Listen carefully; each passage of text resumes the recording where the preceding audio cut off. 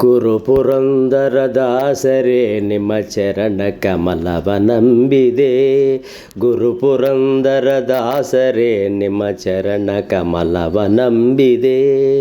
ಗರ್ವರಹಿತನ ಮಾಡಿ ಎನ್ನನು ಪಾರವೇ ಭಾರಪು ನಂದಿಬೆ.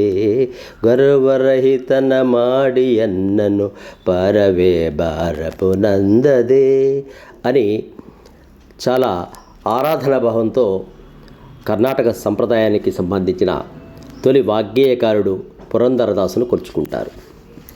ఈయన 1484-1564 మధ్య జీవించినట్లుగా చరిత్రకారులు చెబుతున్నారు.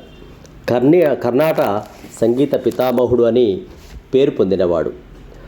పురందర విఠల అనే ముద్రతో దాసు రచించిన అసంఖ్యాక కన్నడ సంస్కృత కీర్తనల్లో ప్రస్తుతం 225 మాత్రం లభిస్తున్నాయి.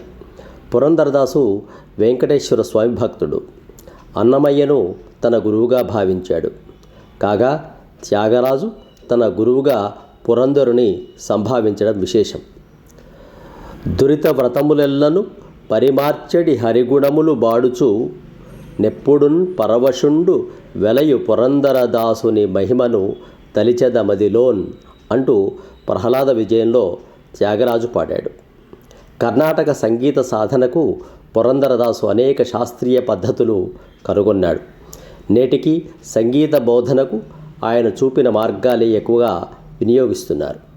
కర్ణాటక సంగీతంలో ప్రధానమైన మాయామాళవగౌళ రాగాన్ని ఆవిష్కరించాడు. ఇతర బోధనా పద్ధతులైన స్వరావళులు, జంట స్వరాలు, అలంకారాలు, క్షణగీతాలు, ప్రబంధాలు, దాటు వరుసలు, గీతాలు, కృతుల వంటివన్నీ మొదటగా పురందరదాసు వరవడిదిద్దినవే. కృష్ణ నీ బేగనే బారో వంటి పురందరదాస కీర్తనలను సాధారణ ప్రజలు సైతం ప్రీతితో పాడుకుంటారు. కర్ణాటక సంగీత పితామహుడని పురందరదాసుకు పేరు. తిరుమల తిరుపతి దేవస్థానంలోని అలిపిరి వద్ద కూడా పురందరదాసు విగ్రహం ఉండడం విశేషం. వారి ఆరాధన ఈ నెల జనవరి 29వ తేదీన ఉంది. వారి గౌరవార్థం భారత ప్రభుత్వం కూడా తపాలా బిళ్లను విడుదల చేసింది. ఇలాంటి సంగీత కళాకారులు తమ కీర్తనలతో ఆ భగవంతుని కొలుస్తూ తమ జీవితాలను చరితార్థం చేసుకోవడమే కాకుండా వాటిని భావితరాలకు అందించి మనం కూడా చరితార్థులం కావడానికి కారణమైన పురందరదాసు లాంటి వాగ్గేయ కళాకారులను వారి ఆరాధన సందర్భంగా స్మరించుకోవడం మన కనీస విధి. ఇలాంటి ఉత్తమమైన అంశాలు మీ ముందుకు తీసుకురావడానికి ఆచార్య శ్రీ శక్తి ఛానల్ను సబ్స్క్రైబ్ చేసుకోండి, షేర్ చేయండి, ప్రోత్సహించండి.